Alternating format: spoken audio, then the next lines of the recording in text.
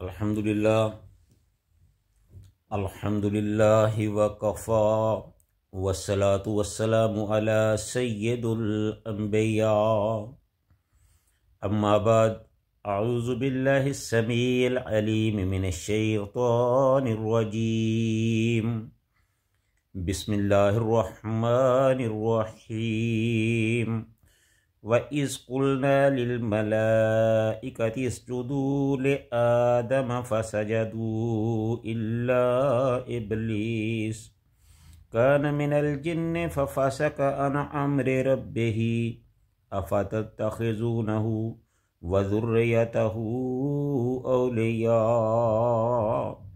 मिन दूनी व हुम लकुम उदुव्वुन बिअस लिज़्ज़ालिमीन बदला।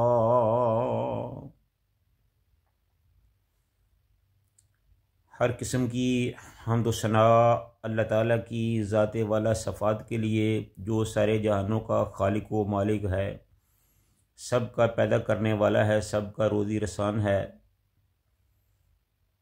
और लाखों करोड़ों अनगिनत दुरूद सलाम आमिना के लाल पैकरे हुस्न जमाल पैगम्बरे बेमसाल साहिबे शरफ़ व कमाल शफ़ीउल मुज़निबीन रहमतुल लिल आलमीन सय्यदुल अव्वलीन वल आखिरीन हज़रत मुहम्मदुर रसूलुल्लाह सल्लल्लाहु अलैहि व आलिहि वसल्लम की ज़ात पे। जैसा कि आप जानते हैं कि सूरह कहफ का तर्जमा और तफसीर का सिलसिला जारी है। आज हम आपके सामने सूरह कहफ की 50 नंबर आयत जो है वो आपके पेशे खिदमत करेंगे, उसका तर्जमा और तफसीर बयान करेंगे। अल्लाह ताला हम सब को सही सही बयान करने की, सुनने की, समझने की और अमल करने की तौफीक अता फरमाए। और आपसे एक गुजारिश है कि ये कुरान पाक की तालीमात का एक सिलसिला है जो हमने शुरू किया है। आप हमारे इस बयान को ख़ुद भी सुना करें और आगे शेयर भी किया करें, इसको लाइक भी किया करें, ताकि इसकी अफादियत में मज़ीद इजाफ़ा हो सके और ज़्यादा से ज़्यादा लोग इससे इस्तिफ़ादा कर सकें। अल्लाह ताला ने मोमन, काफिर, फासिक, फाजर लोगों का ज़िक्र किया है, फिर जन्नत और दोज़ख का ज़िक्र किया है, फिर उसके बाद क़यामत का ज़िक्र किया। अब अल्लाह ताला ने इस आयत में इब्लीस का ज़िक्र किया है कि अल्लाह ताला ने किस तरह उसको एक हुक्म दिया और उसने अल्लाह ताला की नाफरमानी की और फिर उसका क्या रिज़ल्ट हुआ। तो अल्लाह ताला फरमाते हैं कि व इज़ क़ुल्ना लिल मलाइकति इसजुदू, और जब हमने फरिश्तों से कहा कि आदम को सजदा करो,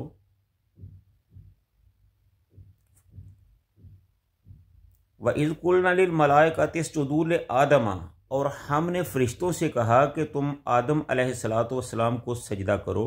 फसजदू इल्ला इब्लीस, तो सब ने सजदा किया सिवाय इब्लीस के।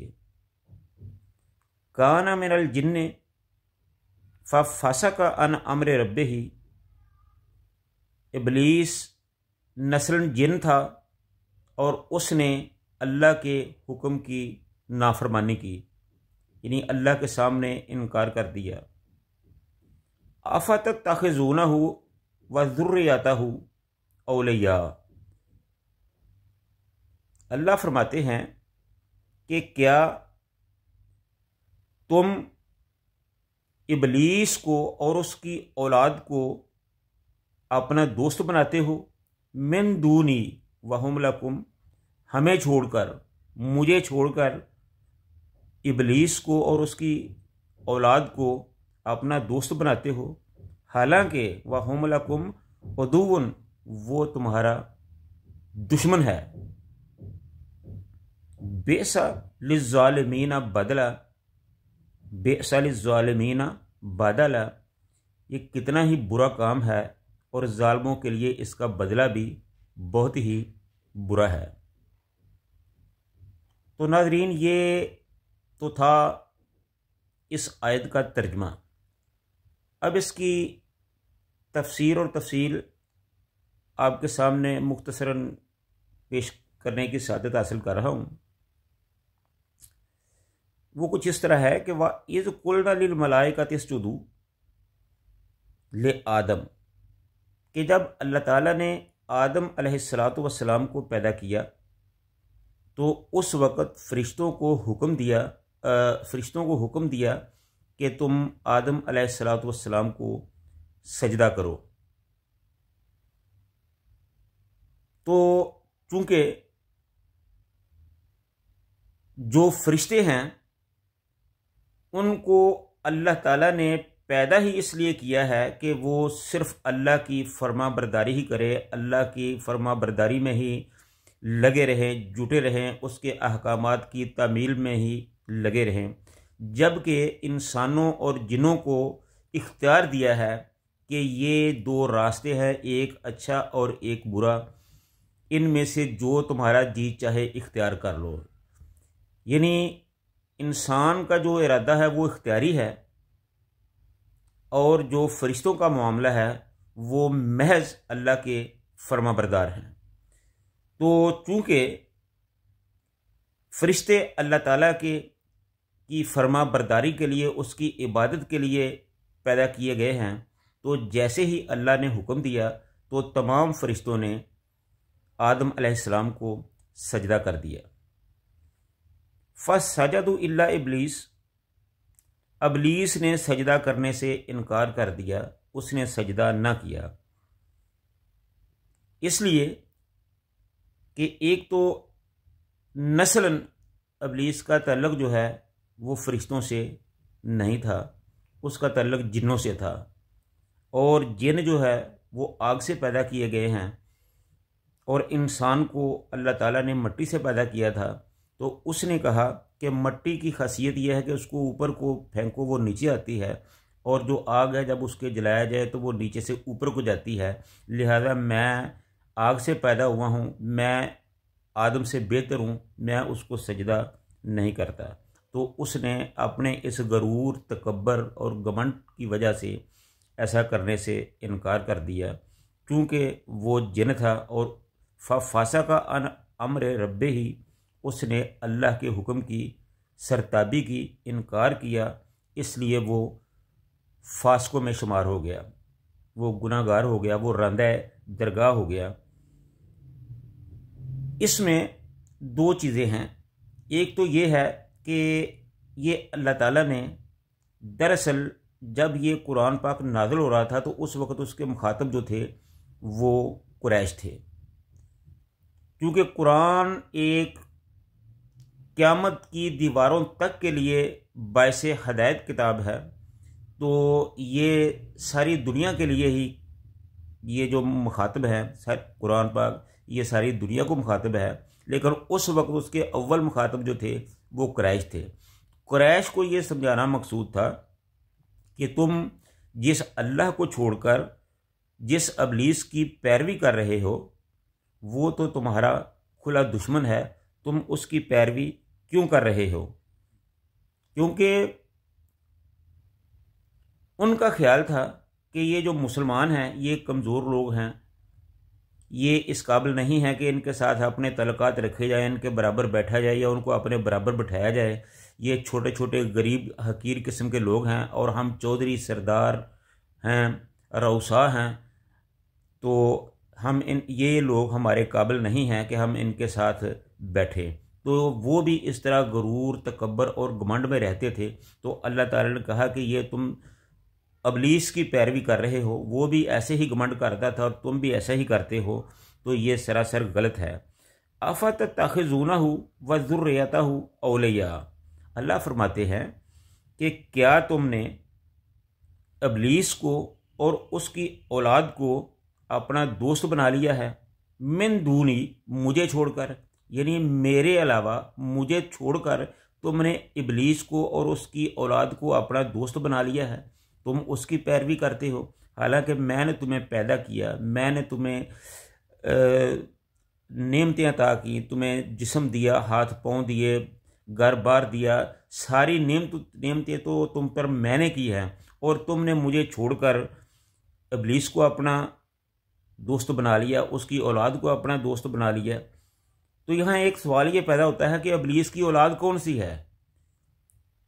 तो ये जो इबलीस के चेले हैं, उसकी पैरवी करने वाले हैं, वही दरअसल उसकी औलाद शुमार की जाती है।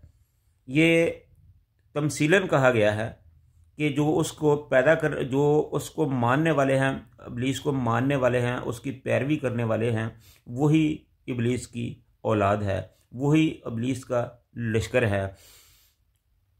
और वो भी ऐसे ऐसे हथकंडे इस्तेमाल करते हैं इंसानों को गुमराह करने के लिए कि ख़ुद जो इबलीस है वो भी शर्मा जाता है कि तुम तो मेरे से भी 2 हाथ आगे निकल गए हो, तुमने तो मेरे भी कान कतर दिए हैं, मैंने भी इतना काम नहीं किया था जितना तुमने कर डाला है। वो उनको शाबाश देता है, उनको कहता है कि तुमने बहुत अच्छा किया। तो ये बहरहाल उनकी जो शैतान यानी इबलीस है, उसकी जो ज़ुर्रियत है, उसके जो चेले हैं, उसके जो औलाद हैं, वो इंसानों को गुमराह करने के लिए आदम अलैहिस्सलाम से लेकर अब तक अपनी सी कोशिश कर रहे हैं। और इसी तरह अल्लाह ताला इंसानों की रहनुमाई के लिए नबियों के ज़रिए इंसानों की भलाई और रहनुमाई के लिए असूल, क़वाइद व ज़वाबित जो है वो वज़ा करता है और फिर इंसानों तक पहुँचाता है। और चूँकि इससे पहले बनी इसराइल में धड़ाधड़ पैगंबर आ रहे थे, तो पैगंबर जो थे वो अल्लाह का पैगाम लोगों तक पहुँचाते थे। उम्मत मुहम्मदिया में चूँकि ये नबूवत का सिलसिला रोक दिया गया है, तो अब जो उलमाए उम्मत हैं वही कुरान के ज़रिए उम्मत की रहनुमाई करते हैं। कुरान को अल्लाह ताला ने मुत्तकीन के लिए बायस हदायत करार दिया है। तो यही कुरान जो है ये क़यामत तक के लिए, हमारे लिए, सारे मुसलमानों के लिए, सारे लोगों के लिए, सारे इंसानों के लिए बायस हदायत है।